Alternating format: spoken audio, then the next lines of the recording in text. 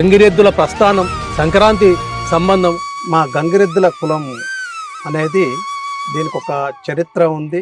ఆ గజాసురుడు అనే రాక్షసుడు 6 నెలలు తపస్సు చేసి ఒక వరం అడగడం జరుగుతుంది. వెంటనే శివుడు ఇస్తిని పొమ్ము అని మాట ఇవ్వడం జరుగుతుంది. నేను ఆజ్ఞాపించేంత వరకు మీరు నా గర్భస్థలంలో ఉండాలని అతన్ని తీసుకురావడం, ఆ నందిని మాకు ఇవ్వండి, శివుణ్ణి మీకు అప్పగిస్తానని చెప్పి గంగకు మాట ఇవ్వడం జరుగుతుంది విష్ణుమూర్తి. మకర సంక్రాంతి రోజు అయితేనే ఈ గజాసురుణ్ణి నేను వధించడానికి వీలవుతుంది అని చెప్పి ఆ గజాసురుని ఇంటికి పోతున్నప్పుడు గంగ ఎద్దును పూజిస్తుంది.